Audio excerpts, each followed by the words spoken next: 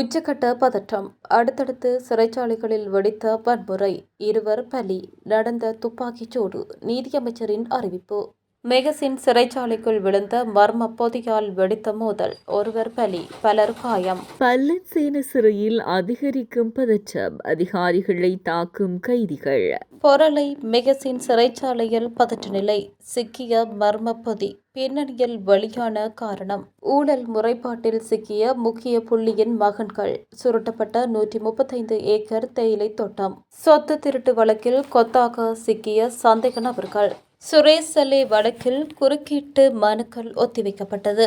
பேராதனை பல்கலை கல்வி நடவடிக்கைகள் மீண்டும் ஆரம்பம். குறைந்தபட்ச பலத்தை பயன்படுத்தி துப்பாக்கிச்சூடு நடத்தியதில் குறிப்பிட்ட சிறைச்சாலையில் நிலவிய பதற்றமான சூழ்நிலை தற்போது கட்டுப்பாட்டுக்குள் கொண்டுவரப்பட்டுள்ளதாக நீதியமைச்சர் அமைச்சர் கர்ஷன நாணயக்கார தெரிவித்துள்ளார். குறிப்பிட்ட சிறைச்சாலையில் ஏற்பட்ட பதற்ற நிலையால் 2 உயிரிழந்துள்ள நிலையில் 4 காயமடைந்துள்ளதாக காவல்துறையினர் குறிப்பிட்டுள்ளனர். குறிப்பிட்ட சிறைச்சாலையின் பாதுகாப்பை பலப்படுத்துவதற்காக விசேட காவல்துறை அதிரடிப்படையினரும் கலகத்தடுப்பு பிரிவினரும் பணியில் ஈடுபடுத்தப்பட்டுள்ளதாக காவல்துறை ஊடக பேச்சாளர் தெரிவித்துள்ளார். குறிப்பிட்ட சிறைச்சாலையில் இன்று காலை ஏற்பட்ட மோதல் சம்பவத்தில் 2 உயிரிழந்துள்ளதுடன் கைதிகள் 4 காயமடைந்துள்ளதாக சிறைச்சாலைகள் திணைக்களம் அறிவித்துள்ளது. ரத்தினபுரி குறிப்பிட்ட சிறைச்சாலையில் ஏற்பட்ட மோதல் சம்பவத்தில் கைதிகள் 4 காயமடைந்த நிலையில் வைத்தியசாலையில் சேர்க்கப்பட்டுள்ளதாக சிறைச்சாலைகள் திணைக்களம் அறிவித்துள்ளது. பதில் சிறைச்சாலைகள் ஆணையாளர் நாயகம் பிரசாத் ஹேமந்தகுமார இந்த விடயத்தை உறுதிப்படுத்தியுள்ளார். நிலைமையை கட்டுப்பாட்டுக்குள் கொண்டுவருவதற்காக காவல்துறையினரினால் கண்ணீர் புகை பிரயோகம் நடத்தப்பட்டுள்ளது. இரத்தினபுரி குறிப்பிட்ட சிறைச்சாலைக்குள் மீண்டும் சற்று முன்னர் பதற்ற நிலை ஏற்பட்டுள்ளதாக காவல்துறையினர் தெரிவித்துள்ளனர். நேற்றிரவு குறித்த சிறைச்சாலையில் பதற்றம் ஏற்பட்ட நிலையில் அது கட்டுப்பாட்டுக்குள் கொண்டுவரப்பட்டதாக தெரிவிக்கப்படுகின்றது. எனினும் இன்று காலை மீண்டும் அந்த சிறைச்சாலைக்குள் கைதிகளால் பதற்ற நிலை உருவாகியுள்ளதாக காவல்துறையினர் தெரிவிக்கின்றனர். இந்நிலையில் குறித்த சிறைச்சாலையின் வைத்தியசாலைக்கும் கைதிகளால் சேதம் ஏற்படுத்தப்பட்டுள்ளதாக தகவல்கள் தெரிவிக்கின்றன. நிலைமையை கட்டுப்பாட்டுக்குள் கொண்டுவருவதற்காக காவல்துறையினரினால் கண்ணீர் புகை பிரயோகம் நடத்தப்பட்டுள்ளதாக தெரிவிக்கப்பட்டுள்ளமை குறிப்பிடத்தக்கது. கொழும்பு புதிய மெகசின் சிறைச்சாலையில் நேற்று இரவில் ஏற்பட்ட அமைதியின்மையின் போது காயமடைந்தவர்களில் 1 உயிரிழந்துள்ளார். இந்த சம்பவத்தில் காயமடைந்த 11 கைதிகள் வைத்தியசாலையில் அனுமதிக்கப்பட்டிருந்த நிலையில் 1 உயிரிழந்துள்ளதாக காவல்துறையினர் தெரிவிக்கின்றனர். சிறைச்சாலையில் உருவாகியுள்ள சூழ்நிலையை கருத்தில் கொண்டு இன்றைய தினம் சிறைச்சாலையில் கைதிகளை பார்வையிட சந்தர்ப்பம் வழங்கப்பட மாட்டாது என அறிவிக்கப்பட்டுள்ளது. இதேவேளை சிறைச்சாலைக்கு வெளியில் இருந்து பொதியொன்று எறியப்பட்ட நிலையில் அதனை சிறைச்சாலை அதிகாரியொருவர் கைப்பற்றியதை அடுத்து சிறைச்சாலைக்குள் இருந்த கைதிகள் குழுவொன்று அமைதியின்மையை ஏற்படுத்தியதாக தெரிவிக்கப்படுகின்றது. பதற்ற நிலைமை கட்டுக்குள் கொண்டுவரப்பட்டுள்ளதாகவும் 9 கைதிகளை வேறு சிறைச்சாலைகளுக்கு மாற்ற நடவடிக்கை எடுக்கப்பட்டதாகவும் சிறைச்சாலைகள் ஊடக பேச்சாளர் தெரிவித்தார். சிறைச்சாலையின் பாதுகாப்பிற்காக காவல்துறையினர், காவல்துறை விசேட அதிரடி படையினர் மற்றும் முப்படையினர் ஈடுபடுத்தப்பட்டுள்ளதுடன் நேற்று ஏற்பட்ட சூழ்நிலையை கட்டுப்படுத்துவதற்கும் முப்படை அதிகாரிகளின் ஒத்துழைப்பு பெறப்பட்டதாகவும் குறிப்பிட்டார். மெகசின் சிறைச்சாலையில் நேற்றிரவு ஏற்பட்ட அமைதியின்மை தற்போது முழுமையாக கட்டுப்பாட்டுக்குள் கொண்டுவரப்பட்டுள்ளதாக நீதியமைச்சர் கர்ஷன நாணயக்கார தெரிவித்துள்ளார். இந்நிலையில் புதிய மெகசின் சிறையில் நேற்று நடந்த கலவரத்தில் காயமடைந்த 11 கைதிகள் சிறை மருத்துவமனையில் சேர்க்கப்பட்டனர். 9 கைதிகள் வேறு சிறைக்கு மாற்றப்பட்டனர் என்று சிறைச்சாலை திணைக்கள ஊடக பேச்சாளர் தெரிவித்துள்ளார். கொழும்பு புதிய மெகசின் சிறைச்சாலையில் நேற்றிரவு பதற்றமான சூழல் நிலை உருவாகியதுடன் போதைப்பொருள் தொடர்பான தகராறே இதற்கு காரணம் என்று கூறப்பட்டது. இந்நிலையில் மெகசின் சிறைச்சாலையில் நேற்றிரவு ஏற்பட்ட அமைதியின்மை தற்போது முழுமையாக கட்டுப்பாட்டுக்குள் கொண்டுவரப்பட்டுள்ளதாக நீதியமைச்சர் கர்ஷன நாணயக்கார தெரிவித்துள்ளார். சம்பவத்துக்கு காரணமாக இருந்ததாக சந்தேகிக்கப்படும் கைதிகளை வேறு சிறைச்சாலைகளுக்கு மாற்ற நடவடிக்கை எடுக்கப்பட்டுள்ளதாகவும் தெரிவிக்கப்பட்டுள்ளது. சிறைச்சாலை சுவருக்கு மேலுள்ள வீசப்பட்ட சிறிய பொதியொன்றை சிறைச்சாலை அதிகாரியொருவர் கைப்பற்றியதை அடுத்து கைதிகள் சிலர் கலவரத்தை ஏற்படுத்தும் வகையில் செய்யப்பட்டுள்ளதாக குறிப்பிடுகின்றது. இதனைத் தொடர்ந்து சிறைச்சாலை அறையொன்றின் பூட்டை உடைத்து 40க்கும் மேற்பட்ட கைதிகள் வெளியே வந்திருந்ததுடன் சிறைச்சாலை அதிகாரிகள், காவல்துறையினர் மற்றும் காவல்துறை விசேட அதிரடிப்படையினர் இணைந்து நிலைமையை கட்டுப்பாட்டுக்குள் கொண்டு வந்து அவர்களை மீண்டும் சிறைக்கூடங்களுக்கு அனுப்ப நடவடிக்கை எடுத்தனர். இதற்கிடையில் சிறைச்சாலை வளாகம் மற்றும் அதனை சுற்றியுள்ள பகுதிகளில் பாதுகாப்பை உறுதி செய்வதற்காக முப்படையினரும் ஈடுபடுத்தப்பட்டனர். நிலைமையை கண்காணிப்பதற்காக இலங்கை விமானப்படையின் ட்ரோன்களும் பயன்படுத்தப்பட்டுள்ளமை குறிப்பிடத்தக்கது. நீர்கொழும்பு பல்லன்சீனு சிறைச்சாலையில் நிலைமையை கட்டுப்படுத்த கண்ணீர் புகை தாக்குதல் நடத்தப்பட்டுள்ளதாக தெரிவிக்கப்படுகிறது. கைதிகள் தற்போது அதிகாரிகள் மீது கற்களை வீசி வருவதாக செய்திகள் வெளியாகியுள்ளன. சிறைச்சாலையில் உள்ள கைதிகள் சிறைச்சாலையின் பிரதான வாயிற்கதவை முற்றுகையிட்டு போராட்டத்தில் ஈடுபட்டுள்ளதாக தகவல்கள் வெளியாகியுள்ளன. சிறையில் இடப்பற்றாக்குறை மற்றும் சுகாதார வசதிகள் இல்லாததாலும் வழக்குகளை விரைவாக முடிக்க கோரியும் தமக்கு விரைவில் பிணை வழங்கப்பட வேண்டும் என்றும் கோரிக்கை விடுத்து இன்று வெள்ளிக்கிழமை காலை முதல் சிறைச்சாலையில் உள்ள கைதிகள் ஆர்ப்பாட்டத்தில் ஈடுபட்டுள்ளனர்.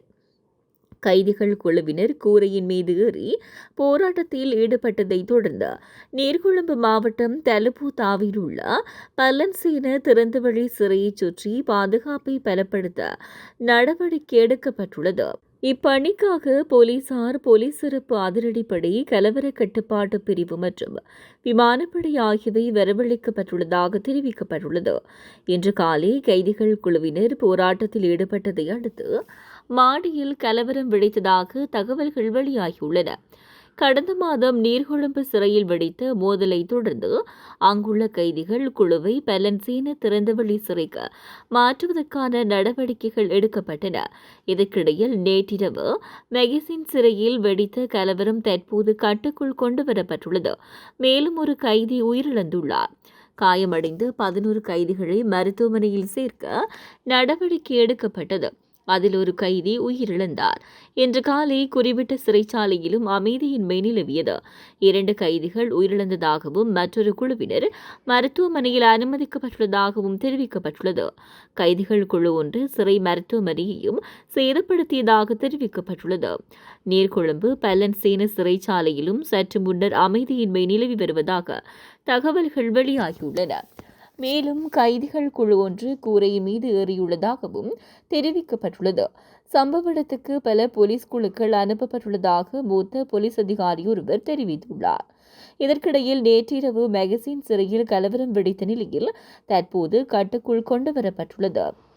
இதில் 11 கைதிகள் காயமடைந்த நிலையில் வைத்தியசாலையில் சேர்க்கப்பட்ட நிலையில் இன்று காலை கைதி ஒருவர் உயிரிழந்தார்.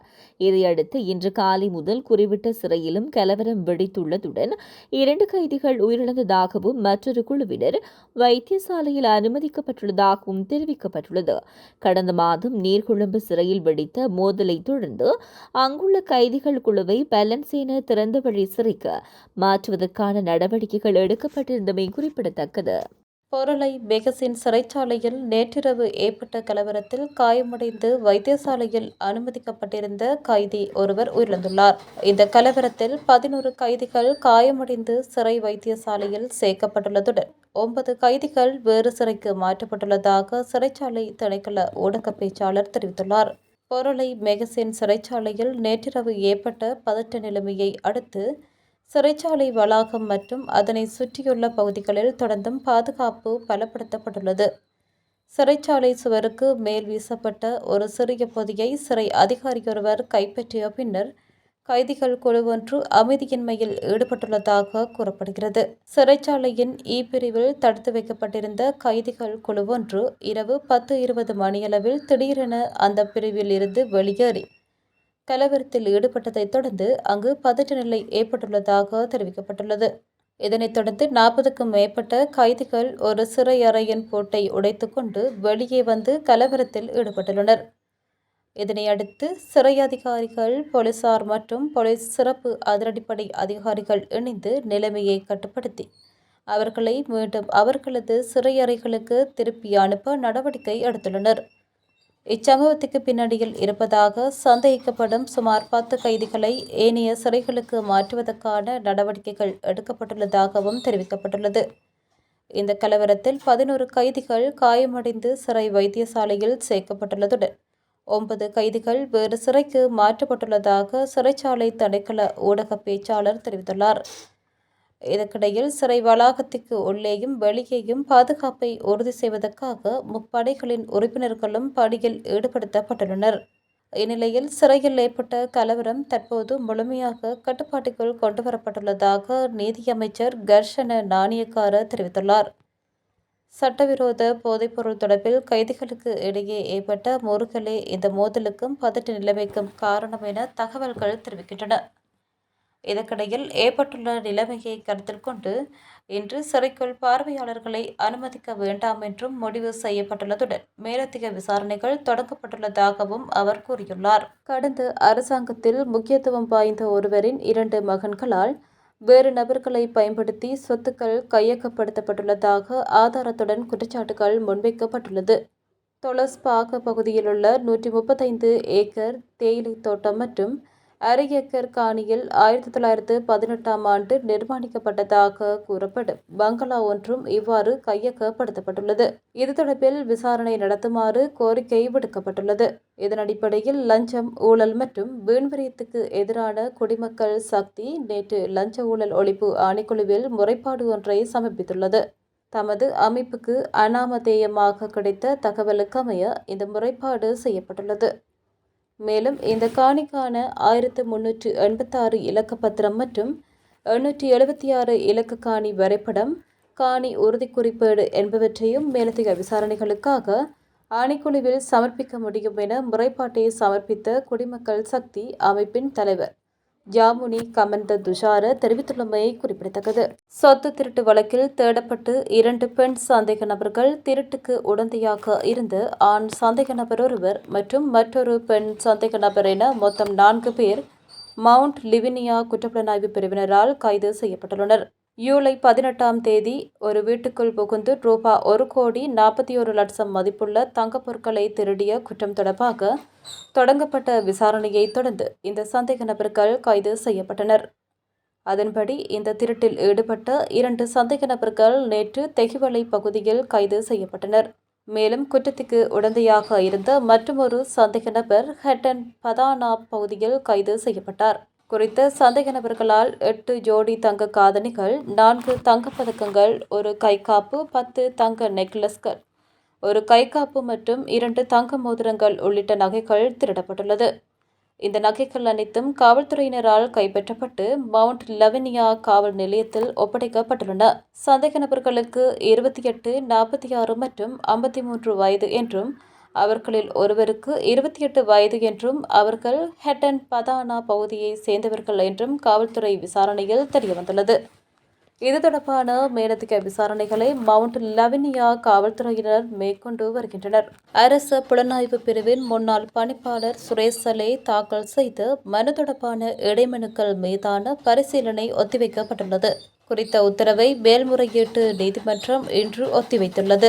உயிர்த்த ஞாயிறு தினத்தில் நடாத்தப்பட்ட பயங்கரவாத தாக்குதல் சம்பவம் தொடர்பான விசாரணைகளுக்கு அமைய தன்னை குற்றப்புலனாய்வு திணைக்களத்தினால் கைது செய்து தடுத்து வைக்கப்பட்டுள்ளமைக்கு எதிராக அரச புலனாய்வு பிரிவின் முன்னாள் பணிப்பாளர் சுரேஷ் சலேவினால் இந்த மனு தாக்கல் செய்யப்பட்டது. குறித்த வழக்கின் இன்றைய விசாரணையின் போது இம்மனுவுக்கு எதிராக இடைமனு தாக்கல் செய்த கொழும்பு பேராயர் மெல்கம் கர்தினால் ரஞ்சித் ஆண்டகை சார்பாக முன்னிலையான சட்டத்தரணிகள் உட்பட பல இடைமனுதாரர்களின் சட்டத்தரணிகள் நீதிமன்றத்தில் தங்களது வாதங்களை முன்வைத்தனர். வாத பிரதிவாதங்களை செவிமடுத்த மேல்முறையீட்டு நீதிமன்றம் குறித்த இடைமனுக்கள் மீதான மேலதிக பரிசீலனையை ஆகஸ்ட் 10ஆம் தேதிக்கு ஒத்திவைத்து உத்தரவிட்டுள்ளமை குறிப்பிடத்தக்கது. நிலவிய சீரற்ற வானிலை காரணமாக தற்காலிகமாக இடைநிறுத்தப்பட்ட பேராதனை பல்கலைக்கழகத்தின் கல்வி நடவடிக்கைகளை மீள ஆரம்பிப்பது குறித்து அறிவிப்பொன்று வெளியாகியுள்ளது. அதன்படி அனைத்து கல்வி நடவடிக்கைகளும் எதிர்வரும் திங்கட்கிழமை முதல் மீண்டும் ஆரம்பிக்கப்பட உள்ளதாக பல்கலைக்கழகத்தின் உபவேந்தர் தெரிவித்துள்ளார். இதற்கமைய விடுதிகளில் தங்கி பயிலும் மாணவர்கள் எதிர்வரும் ஞாயிற்றுக்கிழமை முதல் தங்களது விடுதிகளுக்கு திரும்ப முடியும் என்றும் அறிவிக்கப்பட்டுள்ளது. இதேவேளை மோசமான வானிலை நிலையை கருத்தில் கொண்டு பேராதனை பல்கலைக்கழகத்தின் அனைத்து கல்வி செயற்பாடுகளும் மற்றும் பரீட்சைகளும் மறு அறிவிப்பு வரும் வரை தற்காலிகமாக நிறுத்தப்பட்டுள்ளதாக கடந்த 3ஆம் தேதி பல்கலைக்கழக நிர்வாகம் அறிவித்திருந்தது. அத்துடன் மகாவலி கங்கை பகுதியில் அமைந்துள்ள பேராதனை பல்கலைக்கழகத்தின் சரசவி மெதுர விடுதியின் கீழ்த்தளத்தில் வெள்ளப்பெருக்கு ஏற்பட்டு விடுதியில் தங்கியிருந்த மாணவர்கள் பாதுகாப்பான இடங்களுக்கு வெளியேற்றப்பட்டிருந்தமை குறிப்பிடத்தக்கது. யாழ்ப்பாணம் போதனா மருத்துவமனையில் மேற்கொள்ளப்படவுள்ள புதிய கட்டுமான நடவடிக்கைகளுக்காக மருத்துவமனையின் சில பிரிவுகளை மாகாண சபைக்கு சொந்தமான கட்டடத்துக்கு தற்காலிகமாக இடமாற்றுவது தொடர்பான விசேட கலந்துரையாடல் வடக்கு மாகாண கௌரவ ஆளுநர் ந. வேதநாயகன் அவர்களின் தலைமையில் ஆளுநர் செயலகத்தில் இன்று வியாழக்கிழமை நடைபெற்றது. யாழ்ப்பாணம் போதனா மருத்துவமனைக்கு முன்பாக அமைந்துள்ள மாகாண சபைக்கு சொந்தமான கட்டடத்தில் முன்னர் யாழ்ப்பாணம் பிராந்திய சுகாதார சேவைகள் பணிமனை இயங்கி வந்த நிலையில் தற்போது அங்கு மாகாண சுதேச வைத்தியத்துறை திணைக்களம் இயங்கி வருகிறது. போதனா மருத்துவமனையில் தரைமட்டத்தில் உள்ள சில பழமையான கட்டடங்கள் அகற்றப்பட்டு புதிய மாடி கட்டடம் அமைக்க திட்டமிடப்பட்டுள்ளது. இக்கட்டுமான பணிகள் நிறைவடைய 3 ஆண்டுகள் செல்லும் என்பதால் இக்காலப்பகுதியில் தற்காலிகமாக இடம்பெற வேண்டிய சிகிச்சை பிரிவுகளை மாகாண சபைக்கு சொந்தமான குறித்த கட்டடத்துக்கு மாற்றுவது தொடர்பாகவும் அதற்கான ஒப்பந்தம் தயாரிப்பது குறித்தும் இக்கூட்டத்தில் விரிவாக ஆராயப்பட்டது. இதற்கமைவாக தற்போது மாகாண சபைக்கு சொந்தமான அக்கட்டடத்தில் இயங்கி வரும் சுதேச வைத்தியத்துறை திணைக்களம் திருநெல்வேலி பரமேஸ்வரா சந்திப் பகுதியில் அமைந்துள்ள கட்டடத்துக்கு தற்காலிகமாக இடமாற்றப்படவுள்ளமை குறிப்பிடத்தக்கது. இக்கலந்துரையாடலில் ஆளுநரின் செயலாளர், சுகாதார அமைச்சின் செயலாளர், பிரதி பிரதம செயலாளர்கள், யாழ்ப்பாணம் போதனா மருத்துவமனையின் பணிப்பாளர் மற்றும் சுதேச வைத்தியத்துறை திணைக்களத்தின் ஆணையாளர் உள்ளிட்ட பலரும் கலந்து கொண்டனர். இது போன்ற மேலும் பல செய்திகளை அறிந்து கொள்ள TVN லங்கா சேனலினை சப்ஸ்கிரைப் செய்து பக்கத்தில் இருக்க பெல் ஐக்கனையும் கிளிக் பண்ணி வச்சுருங்க. அப்போ தான் நாங்கள் போடுற அப்டேட் உடனே உங்கள்கிட்ட வந்து சேரக்கூடியதாக இருக்கும்.